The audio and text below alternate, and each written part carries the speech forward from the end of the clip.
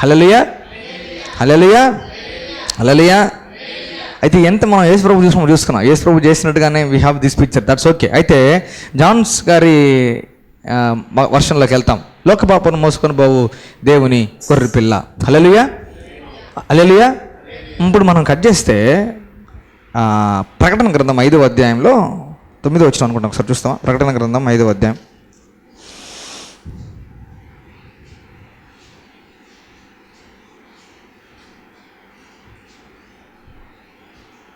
6వ వచనం.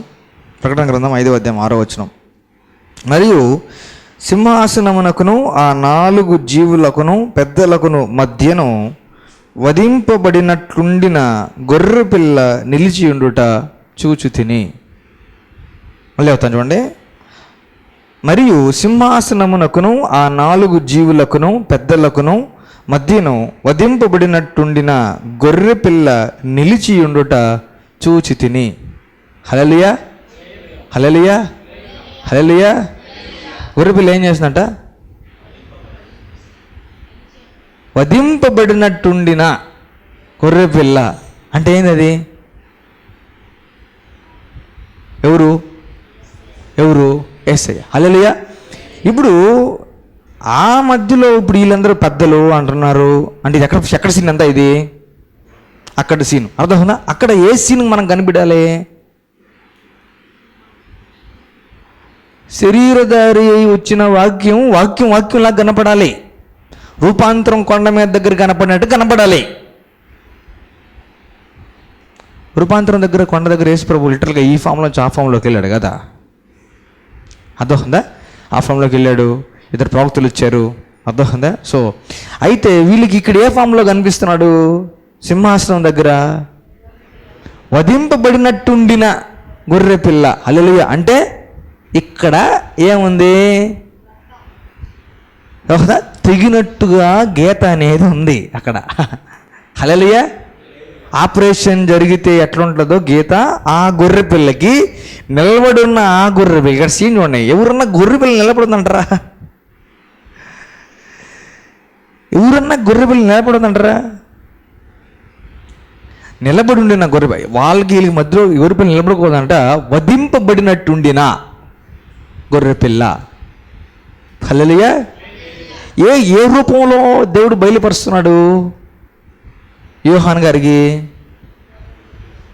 ఈయన కూడా మళ్ళీ ఆయనే, ఈ యోహాను కూడా ఆయనే, ప్రకటన గ్రంథం రాసిన యోహాను గారు కూడా మళ్ళీ ఆయనే, అర్థమవుతుందా? ఏది? యోహాను సువార్త, పత్రికలు, పద్మాసులోయలో ప్రభు దర్శన రూపంగా మాట్లాడిన దాన్ని బట్టి ప్రకటన గ్రంథం అంతా కూడా ఈయనే. మళ్ళీ అక్కడంతా ఏమన్నాడు? ఆది యందు వాక్యమును, వాక్యం దేవుడే అండును అని చెప్పి ఇంట్రొడక్షన్ ఇచ్చాడు.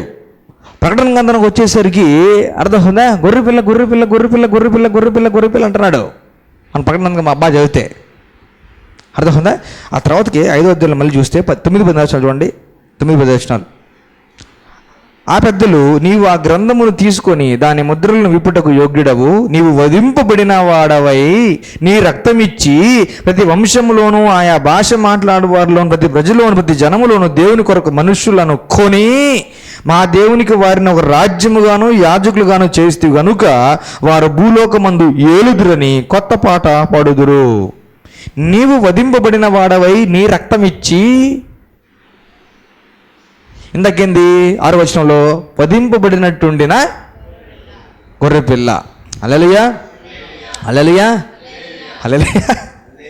చూడండి, అదొకదా లాస్ట్లో పెద్ద బొమ్మ వెళ్తుంది, బాగా ఆలోచించుకోవాలి. టాపిక్ ఏంది? సరే, యేసు వృత్తం. ఈరోజు టాపిక్ ఏంది? వృత్తం. ఈ టాపిక్ ఏంది? వృత్తం. బాగా గుర్తుపెట్టుకోండి.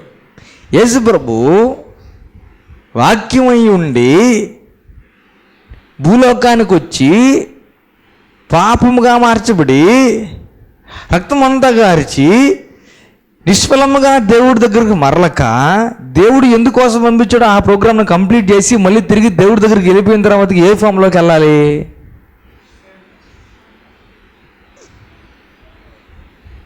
హల్లెలూయా, హల్లెలూయా. ఇక్కడ ఏ ఫామ్లో కనిపిస్తున్నాడు? వధింపబడినట్టుండిన గొర్రెపిల్ల ఫామ్లో కనిపిస్తారు. మళ్ళీ మనకి ప్రకటన గ్రంథం ఇంకా లాస్ట్ అధ్యాయంలోకి వెళ్ళామంటే సింహాసనము మధ్య ఆసీనుడై ఉండిన గొర్రెపిల్ల అని కనిపిస్తుంది మధ్యలో. అదొకదా లాస్ట్లోకి వెళ్తే సింహాసనం మధ్యన ఉండిన దేవుని గొర్రెపిల్ల అన్నట్లు కనిపిస్తారు. ఎవరు? సేమ్ యేసయ్యే. Hallelujah, hallelujah. So far clear. అయితే బాగా గుర్తుపెట్టుకోండి, మనం రెఫరెన్స్ ఏం వాక్యం చదువుకుంటున్నాం డైలీ? పితృపారంపర్యం ఎద్దపోతు నిచ్చినట్లుగా అదొకదా వెండి బంగారం వంటి చేయవలసి విమోచింపడలేదు కానీ అమూల్యమైన రక్తం చేత అనగా నిర్దోషం నిష్కలంగా క్రీస్తు రక్తం చేత గొర్రెపిల్ల వంటి క్రీస్తు విమోచన మీరు ఎదుగుతారు కదా. అదొకదా. తర్వాత నెక్స్ట్ వర్స్, ఆయన జగత్తు పునాది వేయబడక మునిపే నియమింపబడిను కానీ దేనికి? ఏ ప్రోగ్రాంకి? రక్తం చిందించి చేసేదానికి నియమింపబడ్డాడు. ఎప్పుడు? జగత్తు పునాది వేయబడక మునుపు. అదొకదా. ఎవరు? యేసయ్య. హల్లెలూయా. అదొకదా. అక్కడ ఆపుతాం. ఇప్పుడు ప్రకటన గ్రంథం 13వ అధ్యాయంకి వెళ్తాం. ప్రకటన గ్రంథం 13వ అధ్యాయం. అదొకదా. ఇప్పుడు చెప్పబోయే వచనం బాగా జాగ్రత్తగా చదవాలి. అదొకదా. బాగా కళ్ళు అప్పగించి, మనసు అప్పగించి, శరీరం అప్పగించి, ఆత్మ అప్పగించి బాగా చదవాలి ఆ వాక్యానికి. హల్లెలూయా. ప్రకటన గ్రంథం 13వ అధ్యాయం 8వ వచనం. భూనివాసులందరూ అనగా జగదుత్పత్తి మొదలుకొని వధింపబడి ఉన్న గొర్రెపిల్ల యొక్క జీవగ్రంథమందు. అర్థమవుతుందా? ఇప్పుడు హైలైట్ పదాలు చెప్పండి. జగదుత్పత్తి మొదలుకొని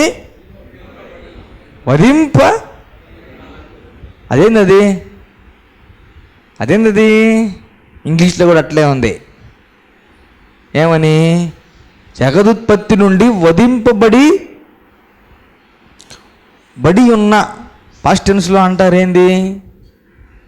జరిగిపోయినట్టుగా రాస్తారేంది?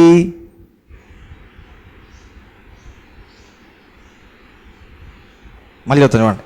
భూనివాసులందరూ అనగా జగదుత్పత్తి మొదలుకొని వధింపబడి ఉన్న గొర్రెపిల్ల యొక్క జీవగ్రంథమందు ఎవరి పేరు రాయబడలేదో వారు ఆ మృగమునకు నమస్కారము చేయుదురు. And all that dwell upon the earth shall worship him whose names are not written in the book of the life of lamb slain from the foundations of the world. Slain from the foundations of the world. Hallelujah, hallelujah. Yesu Prabhu స్టార్టింగ్లో ఏ ఫామ్లో ఉన్నాడు? ఏ ఫామ్లో ఉన్నాడు?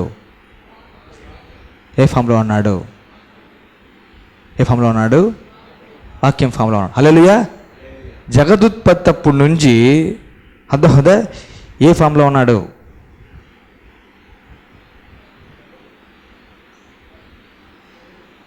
వధింపబడి ఉన్న.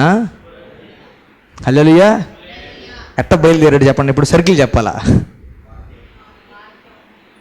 గొర్రెపిల్లలాగా బయలుదేరలేదా? రాలేదా? జగదుత్పత్తి మొదలప్పటి నుంచి గొర్రెపిల్లలాగా బయలుదేరి వచ్చాడు. గొర్రెపిల్లలాగా పాపాలని మోసాడు. గొర్రెపిల్లలాగా వధింపబడ్డాడు. మళ్ళీ వెళ్ళి గొర్రెపిల్లలాగా కూర్చో ఉన్నాడు. Hallelujah, hallelujah. Father, son and the holy spirit. తండ్రి, కుమార, పరిశుద్ధాత్ములు. అదొకదా. తండ్రి, వాక్యం, పరిశుద్ధాత్ముడు. హల్లెలూయా. అయితే వీళ్ళు ముగ్గురు డిస్కషన్ అయిన దాన్ని బట్టి అర్థమవుతుందా ఇంకంతా మనుషులు సీన్లోకి వస్తారు. జగదుత్పత్తి అంతే. ఇంకేం చేస్తారంటే శంకుస్థాపన ప్రోగ్రాం జరుగుతుంది. శంకుస్థాపన ప్రోగ్రాం జరిగే టైంకి యేసుక్రీస్తు ప్రభు వారికి మొత్తం ప్రోగ్రాం అంతా తెలుసు. ఏ ఫామ్లో అని? గొర్రెపిల్ల ఫామ్లో అని. హల్లెలూయా. జగదుత్పత్తి అప్పటి నుంచి యేసుక్రీస్తు ప్రభువారు దేవుడి దృష్టిలో in the scene of God, in the realm of God, in the mind of God, in the heart of God వధింపబడిన strain from the foundations of the world. హల్లెలూయా.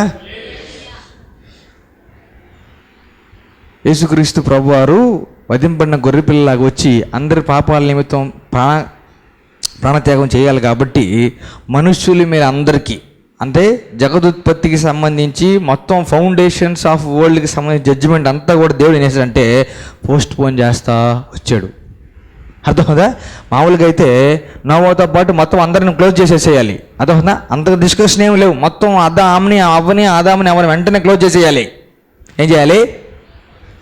ఆదాముని అవ్వని ఏం చేయాలి? ఇమ్మీడియట్గా జడ్జిమెంట్ మొత్తం రా చైర్దా గాబ్రియల్ జడ్జిమెంట్ సీట్దా, మర్సీ సీట్ కాదు judgement సీట్దా అని చెప్పి జడ్జిమెంట్ సీట్లో కూర్చోంటే ఆదాము అక్కడ చాప్టర్ క్లోజ్. అర్థమవుదా? ఏం చేశాడు తెలుసా దేవుడు? ఫస్ట్ టైం రక్త ప్రోగ్రాం జరిగింది. ఫస్ట్ టైం రక్తం అనే ప్రోగ్రాం జరిగింది. ఇద్దరు సిగ్గుతో ఆకులు వెనకాల దాక్కో ఉంటే దేవుడు ఏం చేశాడు? చర్మపు యానిస్ వచ్చినాయి. చర్మపు చొక్కాలు ఎక్కడి నుంచి వచ్చినాయి? దేవుడు జంతువుని ఫసక్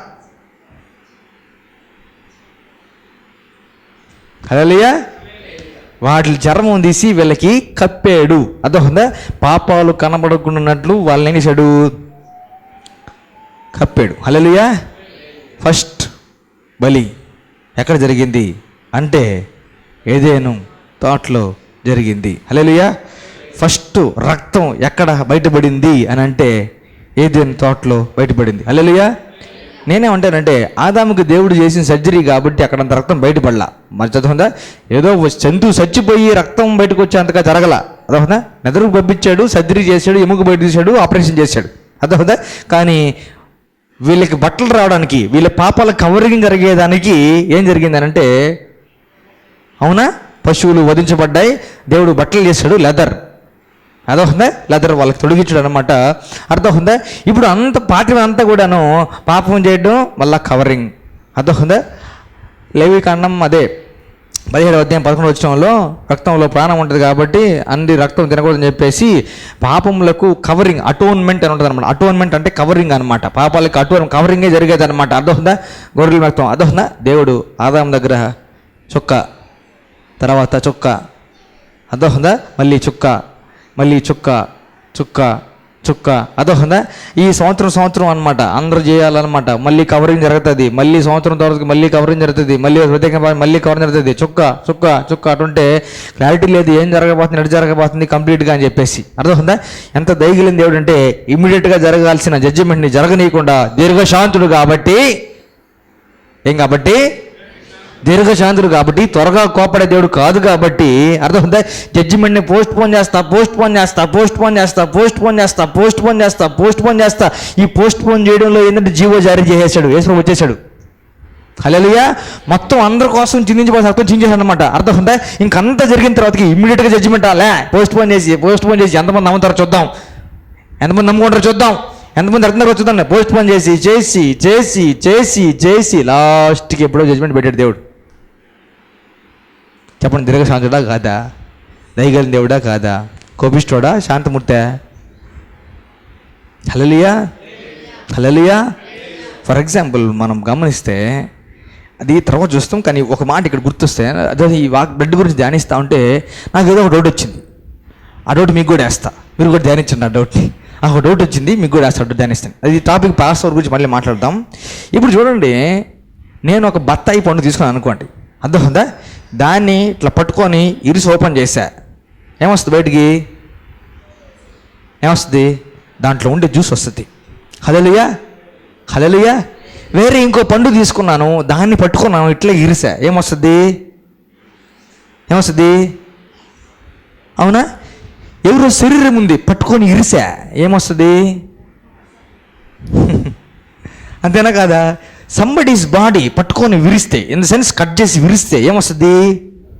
అర్థమవుతుందా? దాంట్లో ఉండే సారం బయటకు వస్తుంది. అవునా కదా? ఏం చెప్పండి? అర్థమవుతుందా? సిలువ మీద యేసుక్రీస్తు ప్రభువు జీవాహారంగా విరవబడ్డాడు, రక్తం గారిపోయింది. హల్లెలూయా.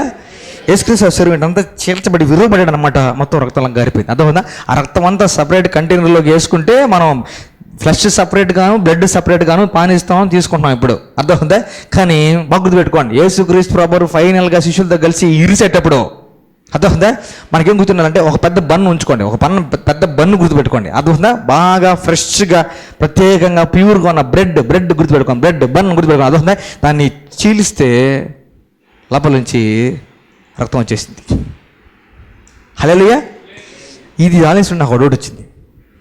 ఇప్పుడు గొర్రెల రక్తం కాదు, మేకల రక్తం కాదు, బంగారు కాదు, వెండి కాదు, ఎందుకంటే అంత పవిత్రమైన రక్తాలు కాదు.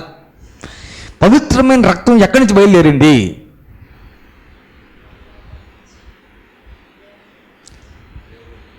పరలోకం నుంచి, తండ్రి దగ్గర నుండి పవిత్రమైన రక్తం ఒక శరీరాన్ని ధరించి, ఆ శరీరాన్ని ఒక డబ్బుల సంచి లాంటి బ్యాగ్ అనుకుంటే ఆ బ్యాగులో రక్తాన్ని పోసి గట్టిగా దేవుడు టైట్గా దాన్ని చేసి యేసుక్రీస్తు ప్రభువు శరీరంలో రక్తాన్ని పోసి శరీరంగా అమర్చి భూమి మీదకి పెట్టాడు. అర్థమైందా? ఇప్పుడు చూడండి, యేసు ప్రభు శరీరంలో రక్తం వాల్యుబుల్లా కాదా? కాస్ట్లీ కాదా? వాల్యుబుల్లా కాదా? చాలా వాల్యూ కదా. అర్థమైందా? ఎందుకోసం ఆయన శరీరంలో రక్తం ఉంది చెప్పండి? ఆయన బతికేదానికి ఉందా? అందరి కోసం క్రయధనంగా చెల్లించబడేదానికి ఉందా? అవునా? మాకు గుర్తుపెట్టుకోవాలి. నాకు ఒక డౌట్ వచ్చింది. యేసు ప్రభు చిన్నప్పుడు ఆడుకుంటా ఏడన్నా పడుంటే రక్తం ఏమన్నా కారిందా అని డౌట్ వచ్చింది.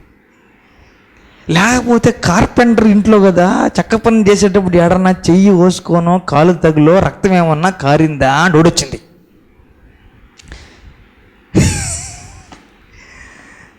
సహజం కదా, పిల్లన్నాక పడరా రక్తం రాదా? అవునా కదా? అడొడిచింది. యేసు ప్రభు పడుంటారంటారా, పడుండడు అంటారా? దెబ్బలు తగులుంటాయి అంటారా, తగులుండమంటారా?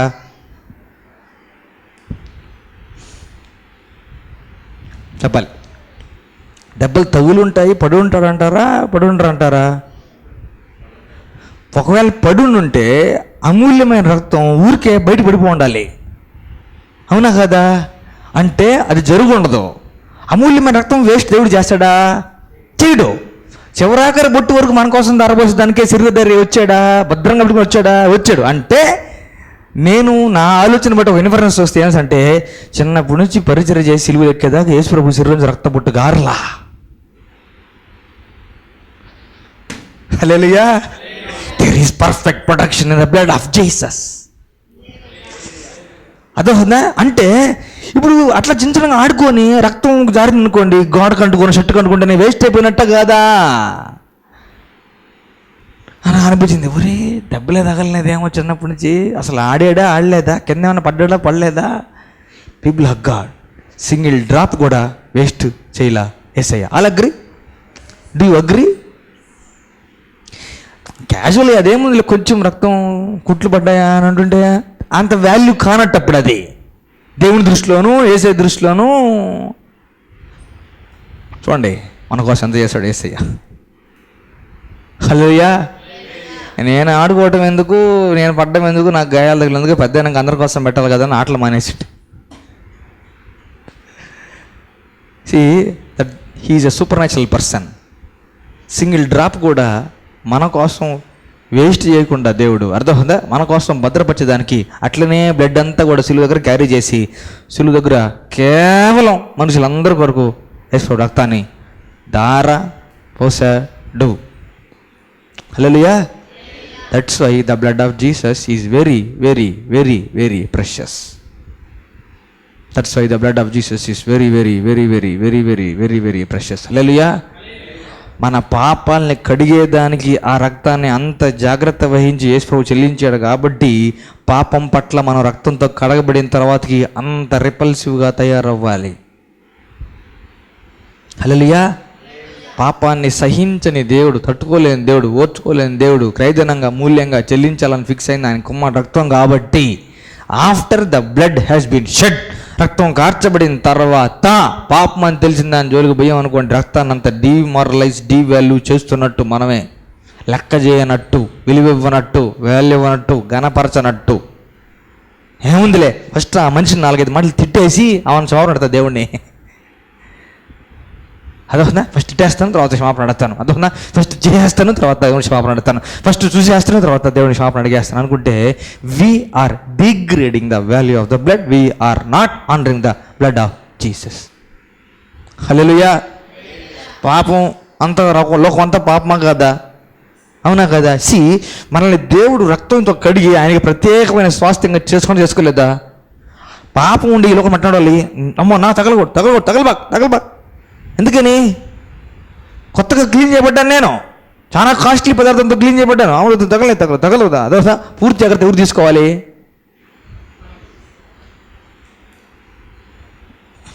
హల్లెలూయా. సరే, సర్క్యూట్లోకి వెళ్తాం, వృత్తంలోకి వెళ్తాం. అదోనా వధింపబడిన గొర్రెపిల్ల, జగదుత్పత్తి అప్పుడు వధింపబడిన గొర్రెపిల్ల యేసుక్రీస్తు ప్రభువారు లోకంలోకి గొర్రెపిల్లలాగా వచ్చి మళ్ళీ తిరిగి తండ్రి దగ్గరికి గొర్రెపిల్ల వెళ్ళి సింహాసనం మీద గొర్రెపిల్లలాగా కూర్చున్నాడు. పర్ఫెక్ట్ సర్కిల్ కంప్లీట్ చేసిన Yesayya. Hallelujah. Dots dots dots dots dots అన్నీ కూడా యేసయ్య ఆయన రక్తంతో మొత్తం కూడా కంప్లీట్ చేసి బొమ్మను కంప్లీట్ చేసినాడు దేవుడు. హల్లెలూయా. అప్లికేషన్లోకి వస్తే ఒకసారి స్టీఫెన్స్ అనే దైవ సేవకుడు కెనడా ప్రాంతంలో బాగా దేవునితో వాడబడుతూ ఆయన భార్య ఇద్దరు కూడాను పిల్లల్ని సొంతూరు దగ్గర వదిలిపెట్టేసి సొంత ఇంట్లో వాళ్ళ తల్లిదండ్రుల దగ్గర పెట్టి వీళ్ళిద్దరు పరిచర్కి వెళ్ళి బహుబలంగా వాడబడి పెద్ద చర్చిలో పరిచర్కి ఉన్నారు. కొన్ని దినాలు, ఒక పక్షం అనుకోండి, పక్ష రోజులు అనుకోండి, అక్కడ ఉన్నారు, పరిచర్య చేస్తూ ఉన్నారు. చాలామంది దేవుడిని నమ్ముకుంటున్నారు, విపరీతంగా దేవుని కానీ చేస్తాయి అనమాట. ఈ జరుగుతూ ఉంటే మధ్యలో సాతానికి కోపం వస్తారు కదా, చిరుతిపోయిన సాతానికి నన్ను బాగా డిస్టర్బ్ చేస్తున్నారు వీళ్ళు అనుకున్నాడు. ఫిక్స్ అయిపోయాడు, తలంపుల రూపేనా వేస్తా ఉన్నాడు ఆయనకి, తలంపుల రూపేనా. అర్థమైందా? నువ్వు చాలా జైస్ అనుకుంటున్నావు కదా, నీ పిల్లకాయలు ఏడన్నారు ఆలోచించావా, నీ దగ్గర లేరు కదా అని చెప్పి బాణాలు వేస్తా ఉన్నాడు మనిషికి. అర్థమైందా? నీ పిల్లకాయలు చంపేస్తాను నేను అనంట. నీ దగ్గర లేరు, ఎక్కడున్నారో తెలియదు, ఏం చేస్తా తెలియదు, చంపేస్తానంట. ఎట చంపేస్తారో నువ్వు, నీకు అంత తెలియదు అని అంట. అర్థమైందా? నీ ఇంటి పక్కనే, నీ ఇంటి బయట అంత ఖాళీ కదా, కొంచెం అరణ్యం ఎలాగా ఉంటుంది కదా, కొంచెం అంతా ఉంటుంది కదా, అక్కడ నక్కలు ఉన్నాయి కదా, ఆ నక్కలకి రీసెంట్గా ఏం వచ్చిందో గుర్తుందా, ఏం పంపించా నక్కలు గుర్తుందనంట. ఏంటంటే ఆ నక్కల్లోకి ర్యాబీస్ వచ్చింది. ఆయన ఇల్లు స్వాస్థ్యంగా ఉండే ఇంటి పక్కన ఉండే మత ప్రాంతంలో నక్కలు ఉంటే ఆ నక్కలకి ర్యాబీస్ వచ్చింది. పిచ్చి కుక్క అంటారు చూసారా, అట్లా పిచ్చి నక్కలు తయారయ్యాయి. అదొక అవి గరిస్తే పరిస్థితి ఏంది, వాటిని నేను ప్రేరేపించబోతున్నాను, నీ పిల్లకాయలు నేను చంపేస్తానంట. ఆ మాట చెప్పంగానే ఈయన చిన్నపిల్లోడు విశ్వాసం కలిగినట్టుగా ఇంకొక ముగ్గురు సహోదరుని పిలుచుకొని అందరూ కలిసి ప్రార్థిస్తారు, తండ్రి గొర్రెపిల్ల రక్తమైన యేసుక్రీస్తు రక్తాన్ని ప్రభువా నా ఇంటి చుట్టూ రేఖేస్తున్నాను అంట. ఏమేస్తున్నాడు? రేఖ, రక్షణ రేఖ. హల్లెలూయా. మొత్తం ఇల్లు అంతా సంవత్సరం రేఖేస్తాను ప్రభా అని అంట. ఇంటి పక్కన ఉండే నైబర్స్ ఉంటారు కదా, అవి వేసిన తర్వాత ఇది ఇలా ప్రభా నేను గీత గీస్తాను ప్రభా, సర్కిల్ చేసుకున్నాను ప్రభా, రక్తం దీన్ని తీసుకొస్తున్నాను ప్రభా, రక్తంతో గీత గీసుకుంటున్నాను ప్రభా, భద్రత అని చెప్పి చేశాడంట. వారం రోజుల తర్వాతకి ఇంటి దగ్గర నుంచి లెటర్ వచ్చిందంట. వాళ్ళు చూడు పక్కన టైం లెటర్ రాశాడంట, సార్ బ్రదర్ నేను మీ ఇంటి పక్కన వ్యక్తిని కదా, మీ ఇంటి సైడ్గా నడుచుకుంటూ వెళ్తామంటే అదొందే మీ ఇంటికి కాంపౌండ్ దగ్గరలో 5 నక్కలు చచ్చిపోయి పడిపోయినాయి వదర్ అన్నట. 5 నక్కలు చచ్చిపోయి పడిపోయినాయంట. అంటే ఎంటర్ అవ్వాలని ట్రై చేసాయి, చచ్చిపడిపోయినాయి. హల్లెలూయా. డాన్ గాసిట్ అని గొప్ప దైవసేవకుడు, ఆయన ఈ సాక్ష్యం విన్నాడంట. యాక్చువల్గా ఆయన పరిస్థితి ఏంటంటే పరిచర్య చేస్తున్నాడు, మినిస్ట్రీకి ఒక ఆఫీస్ ఉందంట. ఆఫీసులో మినిస్టర్ ఉంది పరిచర్కి. ఎప్పుడు చూడు ఆఫీసులో దొంగలు పడడం, మొత్తం చల్లాచెదురు చేయడం, ఏమైనా తిరుగు తెచ్చుకోపోతాం. ఈ ప్రోగ్రామ్ రిపీటెడ్గా చేసేవాళ్ళంట. అర్థమవుతుందా? సెక్యూరిటీ కోసం ఏవో టెక్నాలజీ పెట్టాడంట, పోలీసు వాళ్ళతో మాట్లాడాడంట, కాపలా పెట్టండి సార్ అన్నాడంట, రకరకాలు చేశాడు కానీ ఏం పని చేయలేదంట. దొంగలు రావడం, మొత్తం చల్లాచెదురు చేయడం అంతా చేయడం జరుగుతూ ఉందంట రిపీటెడ్గా. ఈ సాక్ష్యం ఉన్నాడంట. ఇమ్మీడియట్గా 2-3 పిలుచుకొని అందరు కలిసి తండ్రి ఆఫీస్ చుట్టూ గీత నాయన రక్తంతో గీత ప్రభు అనంట. అదొక అంతే కంప్లీట్గా దొంగలు రావడం మానేశారంట. హల్లెలూయా. మా ఏరియా లొకాలిటీ బాగలేదు బ్రదర్, ఇల్లు మారుదాం అనుకుంటున్నావేమో. Hallelujah. Is there anything powerful than the blood of Jesus? Is there anything powerful than the blood of Jesus? ఏమొకలన్నా రక్తం కంటే శక్తి కలిగింది ఇంకేమైనా ఉందా? హల్లెలూయా. People of God, there is power in the blood of Jesus. Blood of Jesus is highly valuable, highly costly, that has been shed for us. హల్లెలూయా. యేసు రక్తమే జయం, యేసు రక్తమే జయం, యేసు రక్తమే జయం. మామూలు జయం కాదు, ఘన విజయం.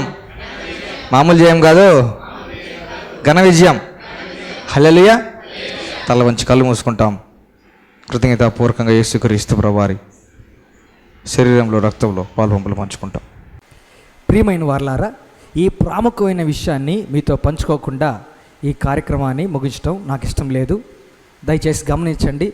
యేసుక్రీస్తు ప్రభువారు 2000 పైగా సంవత్సరాల క్రితం మన మధ్యలోకి భూమి మీదకి శరీరుడిగా ప్రత్యక్షం అయ్యాడు. నీ కోసం, నా కోసం, మనందరి కోసం యేసుక్రీస్తు ప్రభువారు ప్రాణం పెట్టి, రక్తం గార్చి, మరణించి, పునరుద్ధానుడై తిరిగి లేచాడు. నీ జీవితాన్ని ఉద్ధరించేదానికి యేసుక్రీస్తు ప్రభువారు ఈ లోకానికి వచ్చారు. ఎంత ఘోర పాపం చేసినా సరే, ఎంత దౌర్భాగ్యమైన స్థితిలో ఉన్నా సరే, నిత్యత్వాన్ని పొందాలనుకుంటే, నిత్య జీవాన్ని చేరాలనుకుంటే యేసుక్రీస్తు ప్రభువారే దారి. యేసుక్రీస్తు ప్రభువారి దగ్గరికి రమ్మని మిమ్మల్ని ప్రేమతో ఆహ్వానిస్తున్నాం. ఆయన ప్రభువుని హృదయంలో నమ్మి నోటితో ఒప్పుకుంటే ప్రతి పాపం నుండి మనల్ని కడిగి పవిత్రులుగా చేసి నీతి రాజ్య వారసులుగా మనల్ని చేస్తాడు. ఆయన మనల్ని విడిపిస్తాడు, విమోచిస్తాడు, పరిశుద్ధులుగా చేస్తాడు. యేసుక్రీస్తు ప్రభువారిని అంగీకరించాలని, ప్రభువుగా స్వీకరించాలని యేసుక్రీస్తు ప్రభువారి నామములో ప్రేమపూర్వకంగా మీకు తెలియజేస్తున్నాను. దేవుని మహాకృపను బట్టి, యేసయ్య ప్రేమను బట్టి church of Lord Jesus Christ ఆరాధనను ప్రారంభించడం జరిగింది. రెక్స్టెన్స్ ఇన్ క్రైస్ట్ టీం తరపున మిమ్మల్ని అందరినీ కూడాను ఈ ఆరాధనకు ప్రేమపూర్వకంగా ఆహ్వానిస్తున్నాం.